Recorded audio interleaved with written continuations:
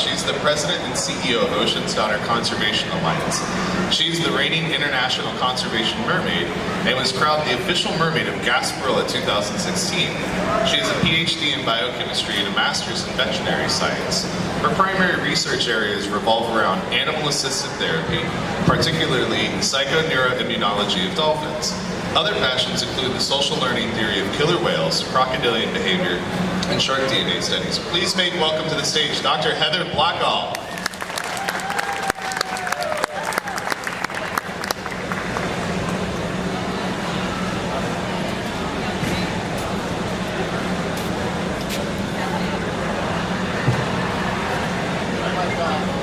Hello.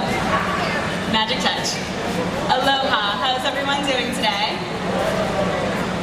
All right. Well, I'm Dr. Heather Blackall with Ocean's Daughter. And as you can see on the screen, it's our mission statement.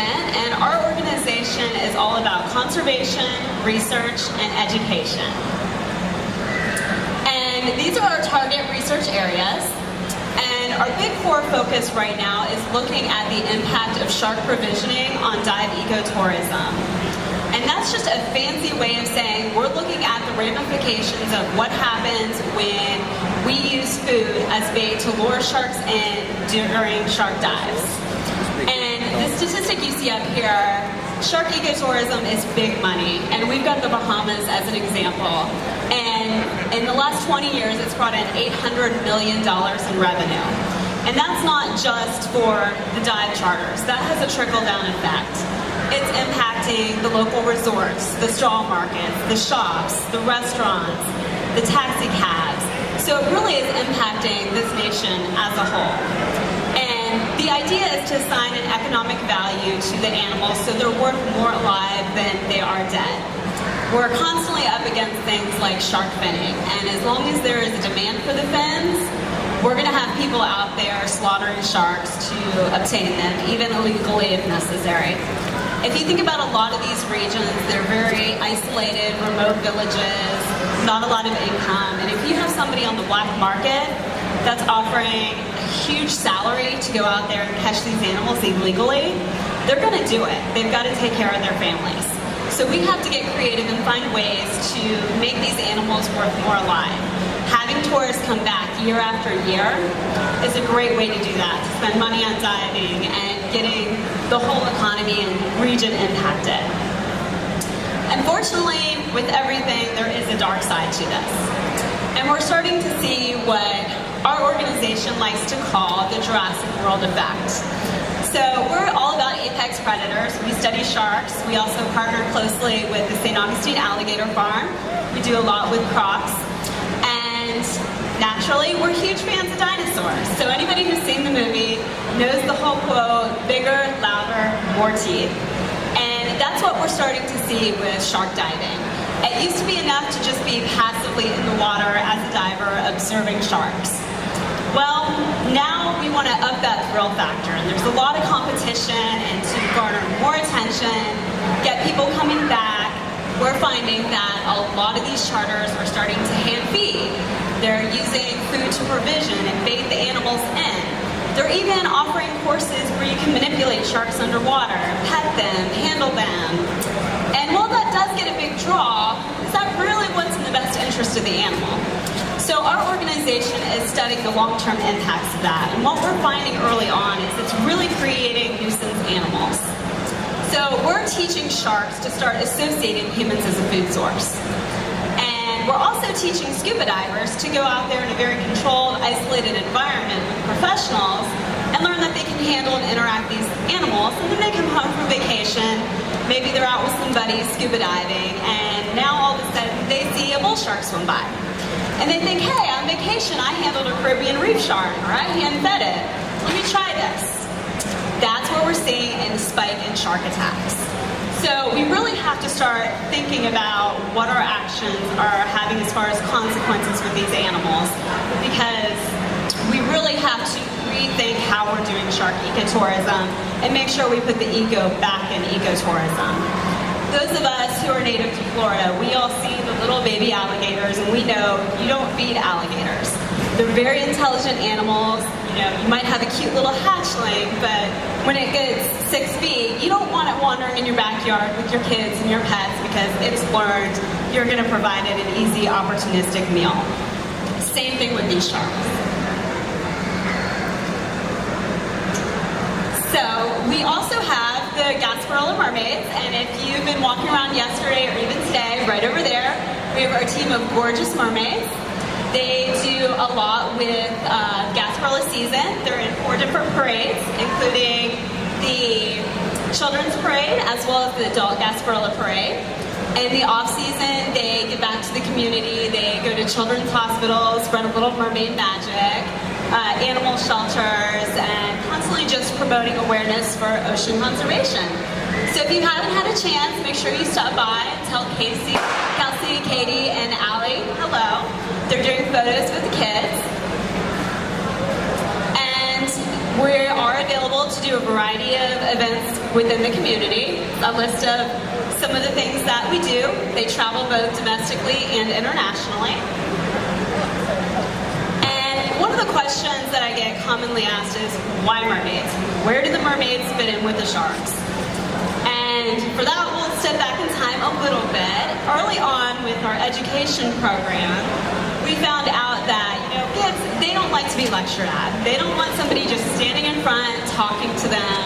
So we bring animal ambassadors in, we have touch tanks, and even with that, you know, they see the animal and they constantly just want to pet it. Their whole focus the entire time you're talking is on, when can I touch that animal? So one day we decided to borrow a concept from the Disney model and go with immersive storytelling. You know, there's a reason why people will pay an exorbitant amount of money to go to Disney World in the dead heat of summer, stand in line for 2 hours to take, you know, a 5-minute meet and greet with the Disney princess. It brings the kids into the fantasy of their fairy tale. So we decided to bring a mermaid into a classroom and do a conservation talk. And we did it with a group of first graders, and the response was amazing. The whole class just fell silent. And it was the most engaged group of students we have ever had. So we thought, okay, we might be onto something. They all were about, how can we save the mermaid's friends, and what can we do to get involved? So from there, we took it a step farther. We brought our mermaids into community events, to trade shows, to things like the Tortuga Music Festival and the Save Our Seas Festival. And we get children constantly coming by, wanting to take pictures and meet our mermaids. And then we found the adults would come over. And they weren't really interested in the mermaid thing, but more the logical things. Well, what is the tail made out of? What is the material? What is the weight? Well, while they're talking, we could drop things in there about how we use 100% animal and reef-safe silicone, and put little pieces of conservation messaging in there. And suddenly you've shifted the conversation where you're not out there approaching somebody and preaching to them about conservation. Instead, they're coming up to you. Those guards are down, and it's a much easier way of reaching people. And now we've actually expanded this a little bit more. And we are using our mermaids where they're doing photo shoots and filming a lot of critically endangered species. We're also bringing them in with some sharks. And we are showing a juxtaposition of these mermaids next to endangered animals and asking this question and showing one thing we found as a camera, it's such a powerful tool.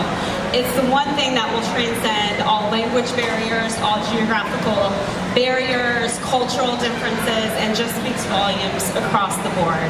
And showing that imagery has a very powerful effect. And it shows people that these sharks, they're not that far off from being a myth that tomorrow's generation will never actually get to see in person if we don't start making some changes now. So one of the things that we're really big on with our education program is Keep Finn Alive, and we're U.S. ambassadors for this organization. They are out of South Africa, and our junior scientist Faith has Finn with us. He will be back at our table.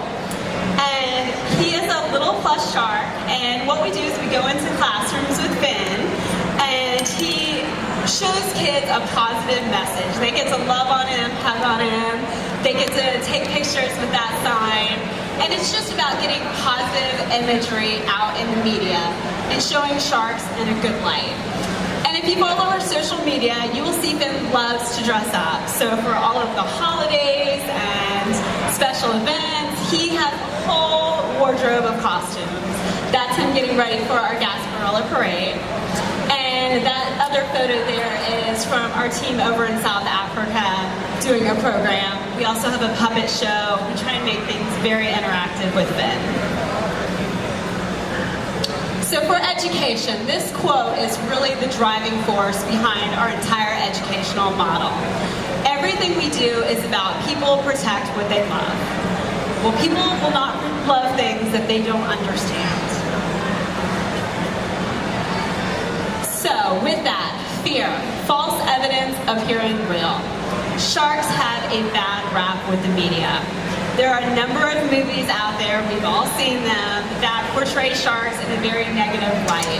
The media loves to sensationalize shark attacks, completely blow them out of proportion. A lot of times we don't hear the full story, or we only hear about the negative shark attacks. We don't see all the positive interactions. And then with these movies, they're all portrayed as these bloodthirsty, man-eating creatures that are more or less robotic in their mindset. And I love this quote here. This is actually the author of Jaws. And a lot of people don't realize, but later on in life, he came to see the negative impact that the movie and the book had on sharks. And he actually dedicated his latter years to traveling the world promoting shark conservation, and has even gone on record saying if he could do it all over again, he would not have portrayed the shark as the villain. In fact, humanity is the one doing the damage. So that's something that we are constantly trying to work with on children and adults, is showing sharks in a positive light and undoing some of that damage that we're up against with the media. And these are a few of the education philosophies that we go with on all of our programs. We try to make them very interactive. We have a variety of crafts and games and lectures and discussions and mermaids and animal ambassadors. So we try to keep everything very informative. And we do it all through the science of sharks. Our education program is called Swimming Through STEM with Sharks. And with that, we have 2.5-hour workshops that we do. And we go to private schools, public schools. We've done them for Boys and Girls Clubs, Girl Scouts, Boy Scouts, church groups. And with these, there's always a science component. STEM is science, technology, engineering, and math. So with that, we teach sharks through science. Each one of them embeds a number of different principles from STEM. And those are some of our more popular topics that we're doing right now. And the whole theme is for kids who live every week like it's Shark Week. But we don't just stop at teaching the science of sharks. It's not enough to just teach the facts. We want to inspire children and get them to think beyond just spoon-fed information. We want to instill a sense of critical evaluation, analyzing your sources, especially with the media propaganda that we're up against. We want to get them to think for themselves and really start evaluating the sources. So that's a lot of what we do. Most recently, we actually, last year, we were working with a school that we go in frequently, a group of 5th graders. The preparation for Career Day, the teachers gave them a survey. And they were asked, what are your career aspirations? What do you want to do when you grow up? The number one answer for all of these children, they wanted to be a YouTube sensation star. That's what our youth is aspiring to be. So these teachers dove a little bit deeper and tried to figure out why. What they found, they wanted to have lots of followers. They wanted fame. And then the third thing on their list was they thought it was easy money. So we've really got to start changing the way we're teaching these children. And you can see some statistics up here.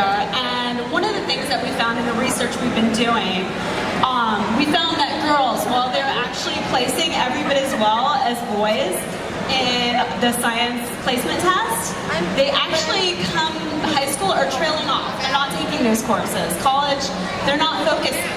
And we started looking at, well, why? If they're scoring just as high, why aren't they entering those careers in the workforce? And we found a lot of it has to do with stigma, labels. It goes back to that popularity box that the kids are trying to check. Being a scientist isn't portrayed as being the popular choice. So we're trying to uncheck those boxes. We're trying to teach kids, you don't have to have a label. You can be anything you want to be, and you can mix and match as much as you want. It doesn't have to be the cheerleader or the jock or the nerd. You can be an abundance of those. So for our girl workshops, we actually use female scientists and naturalists. So we give them an image that's relatable, a voice that they can hear to show them a future that's attainable.